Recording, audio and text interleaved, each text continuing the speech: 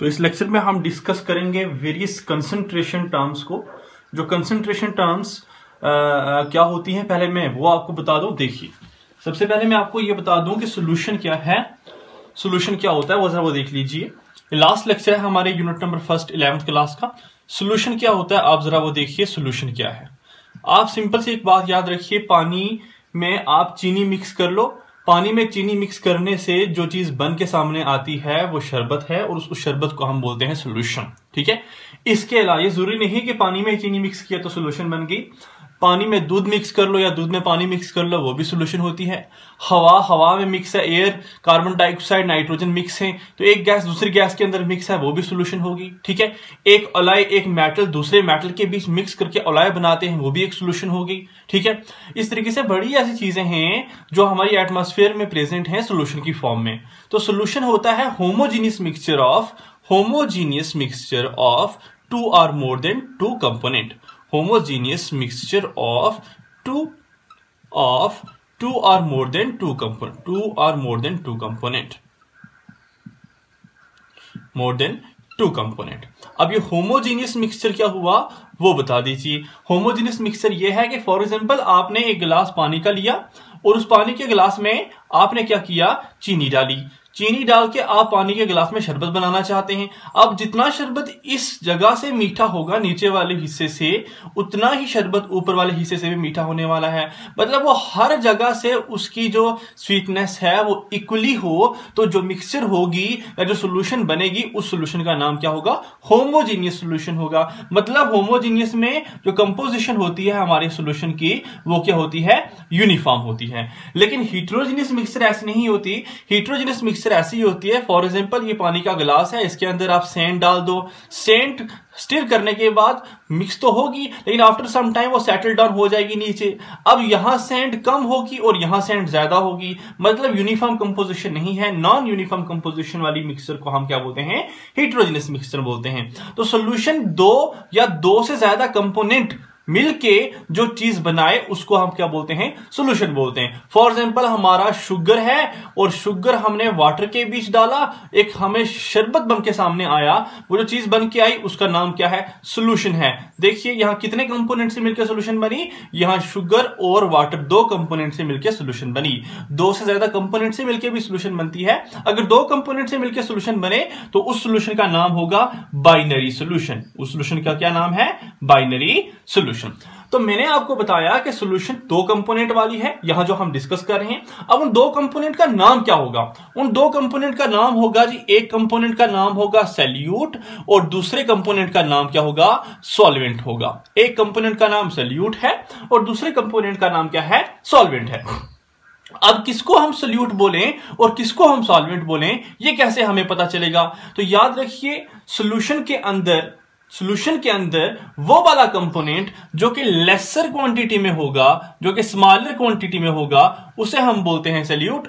और सॉल्यूशन के अंदर वो वाला कंपोनेंट जो कि लार्जर क्वांटिटी में होगा, उस कंपोनेंट को हम क्या बोलते हैं, सॉल्वेंट बोलते हैं। फॉर एग्जांपल आप देख लीजिए, कहीं किसी ने आपको कह दिया कि आप एग्जांपल बताइए, एग्जांपल एक लीजिए और बताइए कि हमें कैसे पता चलेगा कि कौन सा सॉल्यूट है कौन सा सॉल्वेंट है। तो आप बोलेंगे फॉर एग्जांपल हम लेते हैं 30% ethanol solution, 30% ethanol solution, 30% ethanol की सॉल्यूशन। ठीक है, तो 30% इथेनॉल सॉल्यूशन लीजिए। फॉर एग्जांपल शुगर सॉल्यूशन लीजिए, 30% इथेनॉल की जगह आप कीजिए शुगर सॉल्यूशन। चलिए 30% शुगर सॉल्यूशन। तो 30% शुगर सॉल्यूशन से मतलब है कि इस सॉल्यूशन में 30% हमारा शुगर है और बचा हुआ 70% हमारा क्या है, वाटर है। तो सिंपल सी एक बात है, शुगर 30% है, शुगर कम है, जो चीज कम होती है उसे हम क्या बोलते हैं, सॉल्यूट बोलते हैं। जो चीज ज्यादा होती है उसे हम क्या बोलते हैं, सॉल्वेंट बोलते हैं।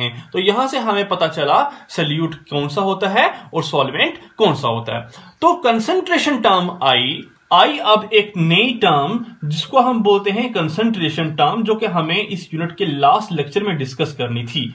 कंसंट्रेशन टर्म्स क्या होती हैं, ये कंसंट्रेशन टर्म आई क्यों, कंसंट्रेशन टर्म आई इस वजह से कि कितना सॉल्यूट कितने सॉल्वेंट के बीच डिसॉल्व है, या solution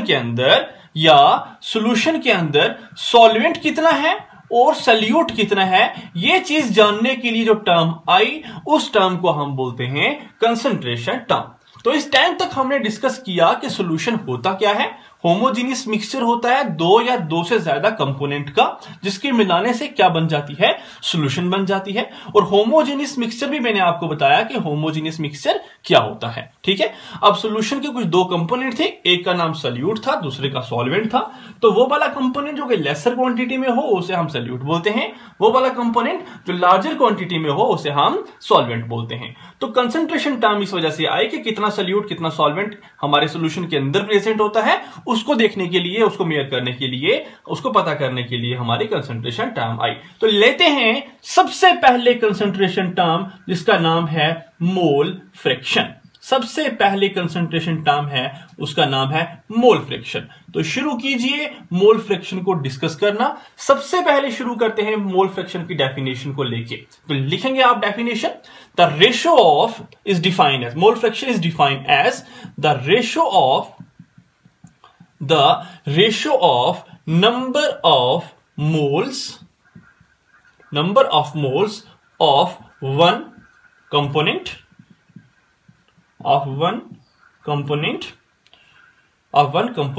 to the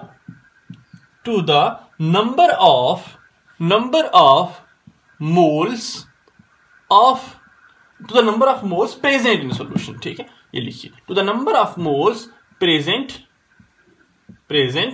in solution, to the number of moles present in solution is known as mole fraction। अब मैं समझाने की कोशिश करूंगा, बड़े आराम से समझने की कोशिश करेंगे आप।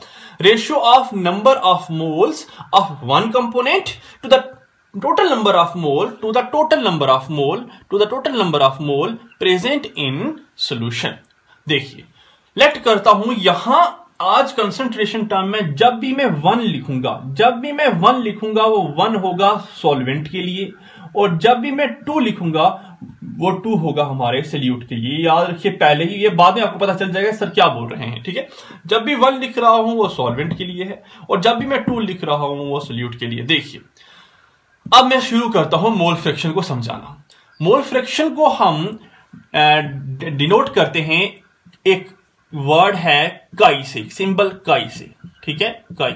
मोल फ्रैक्शन को हम काई से डिनोट करते हैं। अच्छा, अब ये फॉर एग्जांपल मैं आपके सामने कहता हूं कि शुगर एक गिलास पानी का है, उसके अंदर आप पानी के गिलास के अंदर शुगर डाल दो, ठीक है। तो पूछा क्या, बताइए मोल फ्रैक्शन क्या है शुगर की, ठीक है। तो आपने क्या करना है, शुगर के याद रखिए, शुगर के मोल को डिवाइड कर देना है। इस सॉल्यूशन के अंदर शुगर के कितने मोल हैं, ठीक है, उस शुगर के मोल को डिवाइड करना है टोटल सॉल्यूशन के मोल के साथ। टोटल सॉल्यूशन के मोल मतलब सॉल्यूशन में क्या प्रेजेंट है, सॉल्यूशन में प्रेजेंट है शुगर प्लस वाटर के मोल के साथ। बस यही चीज होती है हमारी मोल फ्रैक्शन। तो अगर आपको बोल दिया जाए कि आप वाटर के मोल इस शुगर से इस सॉल्यूशन से निकालिए, तो आपने वाटर के मोल्स को डिवाइड करना है टोटल इस सॉल्यूशन के अंदर क्या क्या है, इस सॉल्यूशन के अंदर शुगर प्लस वाटर है। बस यही होता है हमारा मोल, ठीक है। मोल है कि जिस कंपोनेंट का मोल फ्रैक्शन, जिस कंपोनेंट का मोल निकालना चाहते हो, जिस कंपोनेंट का आप मोल फ्रैक्शन निकालना चाहते हो, उस कंपोनेंट को पूरे कंपोनेंट के साथ आप क्या कर लीजिए, डिवाइड कर लीजिए, आपका मोल फ्रैक्शन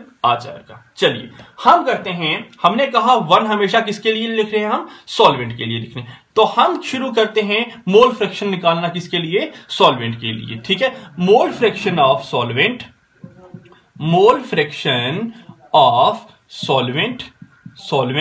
और मोल को किससे डिफाइन, मोल फ्रैक्शन को किससे कर रहे हैं डेजिग्नेट, काई से। तो हम लिखेंगे काई। अब सॉल्वेंट के लिए क्या है, one. Mole fraction of solvent that is काई वन किसके बराबर होगा, मैंने कहा किसके बराबर है, number of mole of one component, जिसका निकाल रहे हैं, किसका निकाल रहे हैं, सॉल्वेंट का निकाल रहे हैं। तो सॉल्वेंट के लिए नंबर ऑफ मोल क्या होगा, वन होगा। ऐसे लिखते हैं, एन है नंबर ऑफ मोल किसके लिए, सॉल्वेंट के लिए, वन है सॉल्वेंट के लिए।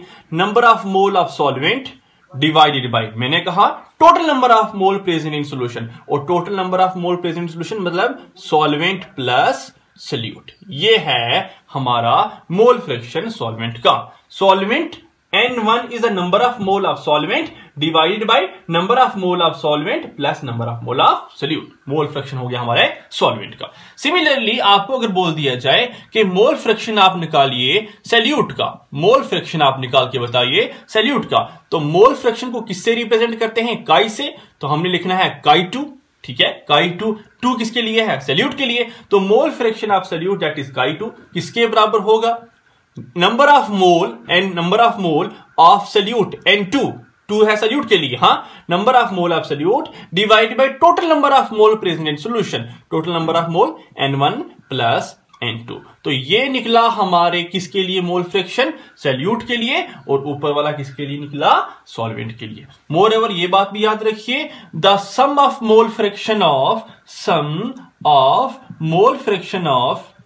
मोल fraction of solution is always equal to 1. So, of solution is always equal to 1. कैसे? देखिए, इक्वल टू यूनिटी आप 1 बोल सकते हैं, ठीक है। सोल्यूशन का मोल फ्रैक्शन हम कैसे लिखते हैं? ये है काई। सोल्यूशन का मोल फ्रैक्शन मतलब किसका? Solvent plus solute. सोल्यूशन में 2 ही कंपोनेंट हैं, एक सॉल्वेंट एक सॉल्यूट। सोल्यूशन का मोल फ्रैक्शन दैट इज काई 1 प्लस काई 2, ठीक है। काई 1 है मोल फ्रैक्शन ऑफ सॉल्वेंट, काई 2 है मोल फ्रैक्शन ऑफ सॉल्यूट। तो काई 1 किसके बराबर है जरा बताइए? काई 1 है N1 प्लस N2 के बराबर, और काई 2 किसके बराबर है? वो बराबर है N2 plus N1 plus N2, ठीक है, इसके बराबर।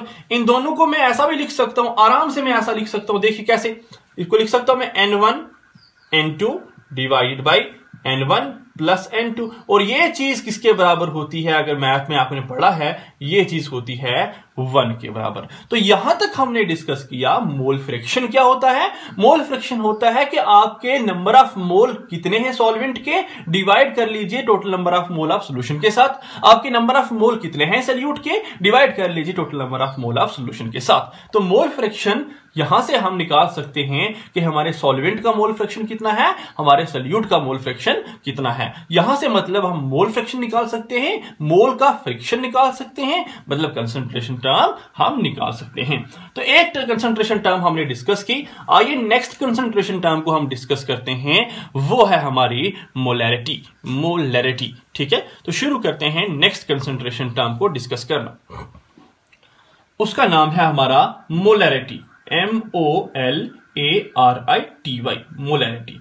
और मोलैरिटी को हम रिप्रेजेंट करते हैं कैपिटल M से, ठीक है। मोल फ्रैक्शन को काई से रिप्रेजेंट कर रहे थे, मोलैरिटी को कैपिटल M से रिप्रेजेंट कर रहे हैं। चलो शुरू करते हैं मोलैरिटी की डेफिनेशन लिखना। तो मोलैरिटी की डेफिनेशन लिखनी है आपने, number of molarity is defined as, पीछे लिखना है, molarity is defined as the number of moles of solute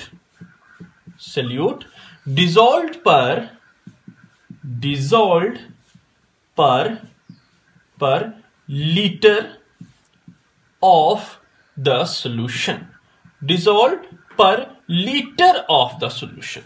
Number of mole of solute dissolved per liter of the solution is known as molarity. अब क्या है इस line से मतलब, उसको समझने की कोशिश कीजिए। इसको मैथमेटिकली अगर मैं ऐसा लिख दूं, दैट इज मोलैरिटी M है, वो किसके बराबर है? Number of moles of solute divide किससे करना है? डिवाइड करना है हमें पर लीटर ऑफ सॉल्यूशन, तो volume of solution in litre, ठीक है, इससे लिखिए।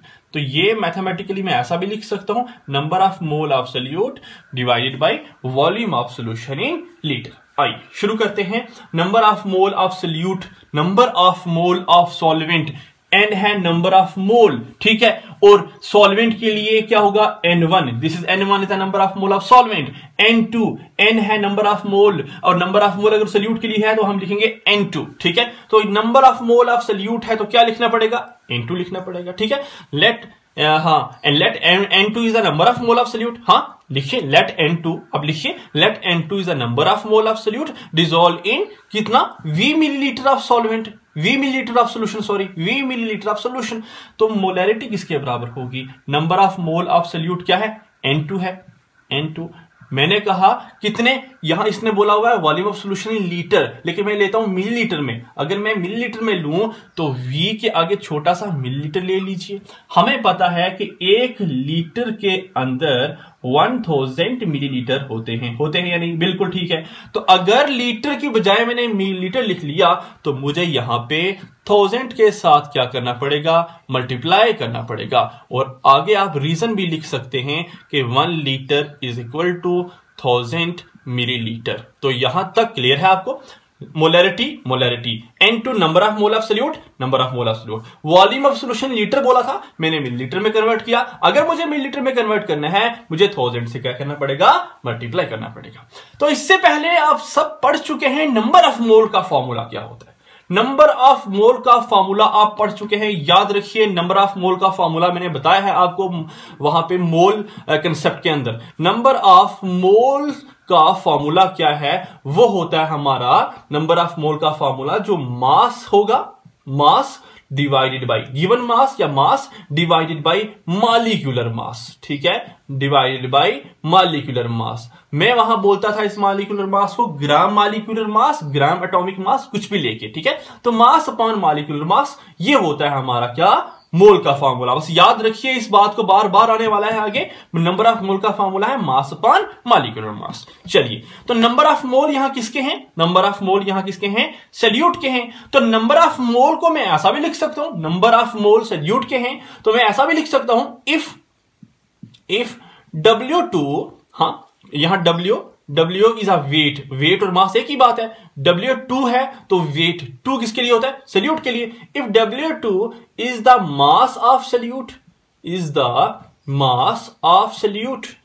And mass upon molecular mass होता है ना, याद है ना आपको, अभी बोला मैंने mass upon molecular mass. And M अगर 1 होता तो मॉलिक्यूलर मास सॉल्वेंट का होता, M2 है तो मॉलिक्यूलर मास सॉल्यूट का होगा। And M2 is the molecular mass of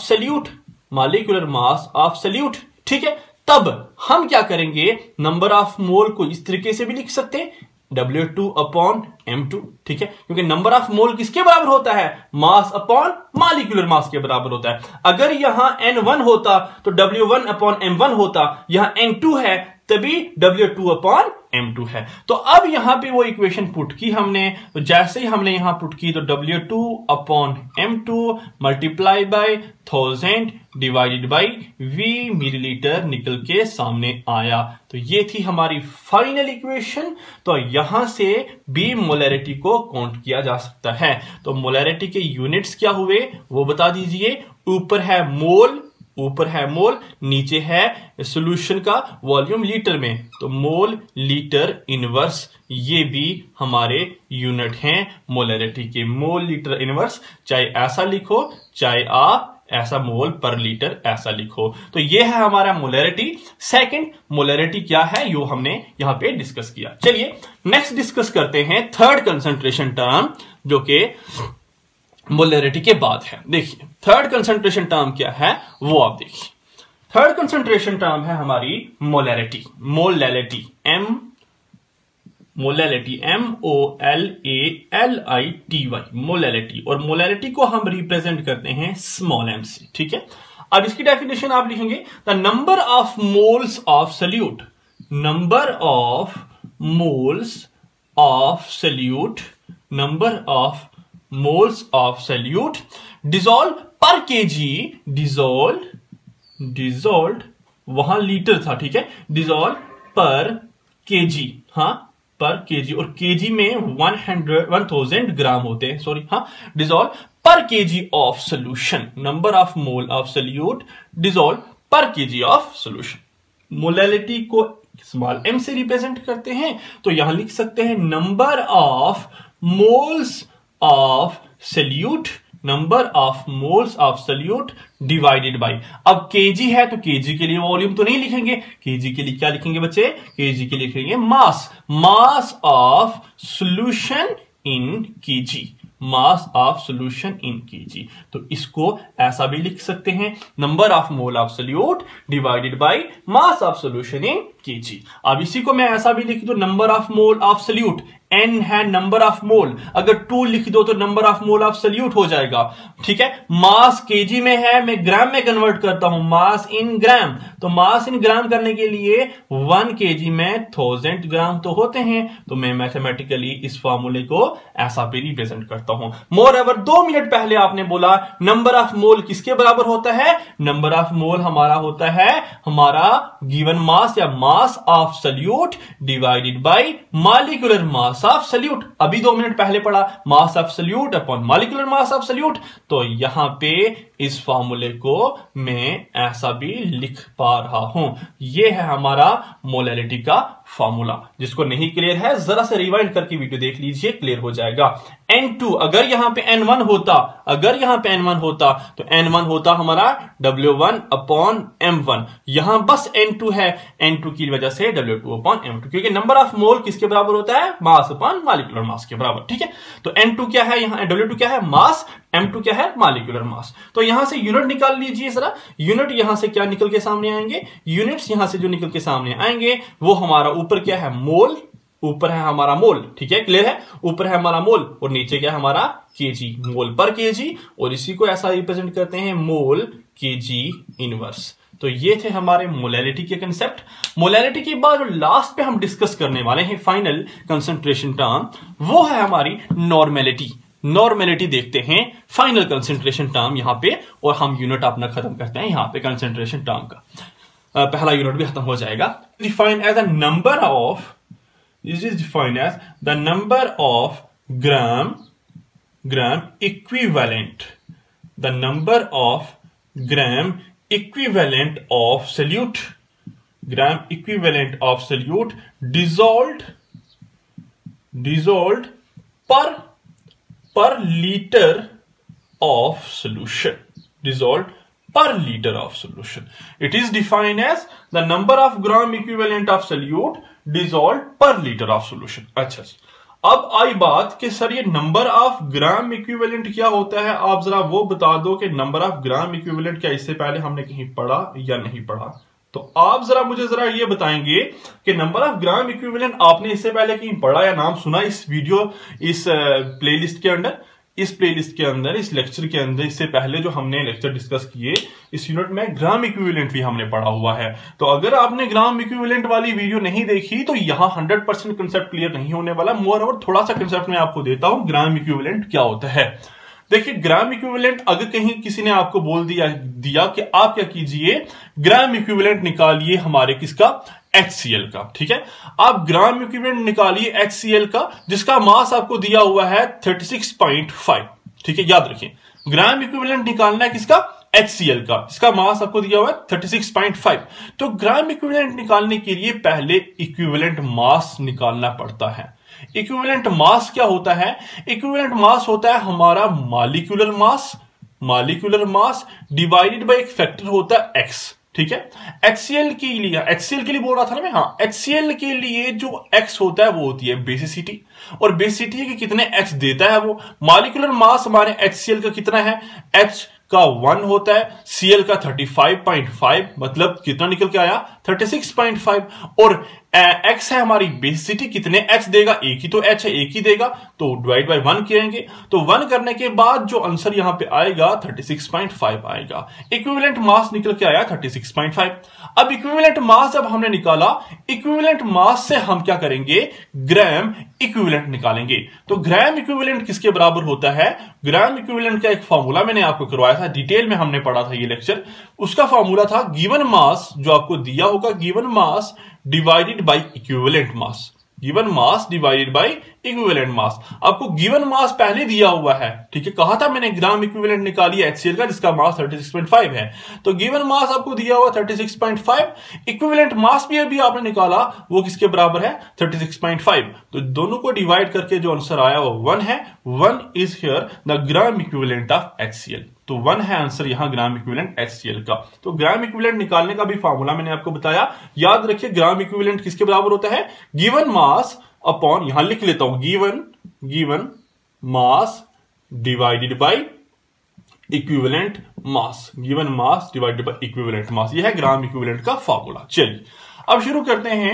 it is defined as the number of gram equivalent of solute dissolve per litre of solution. Number of gram equivalent of solute dissolve per litre of solution. चलिए तो यहां से हम normality को ऐसा भी लिख सकते हैं, N normality. Number of gram equivalent किसके बराबर है? नंबर ऑफ ग्राम इक्विवेलेंट हमारा given mass upon equivalent mass के बराबर है। और नंबर ऑफ ग्राम इक्विवेलेंट किसकी बात कर रहा है? ये सोल्यूट की बात कर रहा है, तो गिवन मास किसका होगा? सोल्यूट का ही तो होगा। Given mass, number of gram equivalent किसके बराबर है? Given mass upon equivalent mass. तो number of gram equivalent of solute है तो गिवन मास ऑफ सोल्यूट ही होगा, इक्विवेलेंट मास ऑफ सोल्यूट होगा। तो given mass that is W2 divided by equivalent mass, given mass of solute divided by equivalent mass of solute. ठीक है, divide करेंगे। देखिए ना, it is defined number of gram equivalent of solute dissolve per litre of solution. तो यहां नीचे क्या लिखेंगे आप? Volume of solution in litres, volume of solution in litre. अब इसी को ऐसा भी लिख सकते हैं आप, n given mass W2 upon equivalent मास का कोई सिंबल नहीं है, जैसा है वैसा लिखिए, equivalent mass divide by volume of solution litre है, अगर मिलीलीटर में कन्वर्ट करना है 1000 से मल्टीप्लाई कर लीजिए, 1000 divided by volume of solution in millilitre. तो ये एक फॉर्मूला बना हमारे नॉर्मेलिटी का। अब नॉर्मेलिटी के यूनिट क्या होंगे यहां से बता दीजिए। नॉर्मेलिटी के यूनिट क्या है? ऊपर क्या है हमारा? ऊपर है हमारा ग्राम इक्विवेलेंट ऑफ सोल्यूट और नीचे क्या है? Volume of solution in litre. तो हम लिख सकते हैं ग्राम इक्विवेलेंट इनवर्स लीटर, और यहां से हम लिख सकते हैं ग्राम इक्विवेलेंट लीटर इनवर्स। तो ये हुआ हमारे नॉर्मेलिटी के यूनिट। तो यहां पे हमने कंसंट्रेशन टर्म को बड़े अच्छे से एक्सप्लेन किया और डिस्कस किया। अभी हमारा यूनिट यहां पे खत्म होता है। कई टॉपिक मैंने आपको बेसिक स्टार्टिंग के नहीं डिस्कस करवाए थे। अगर आपको लगे कि वो बेसिक टॉपिक डिस्कस करने हैं तो आप कमेंट सेक्शन में कमेंट करके बता दीजिए, मैं वो भी आपको डिस्कस करवा दूंगा। Thank you, have a nice day.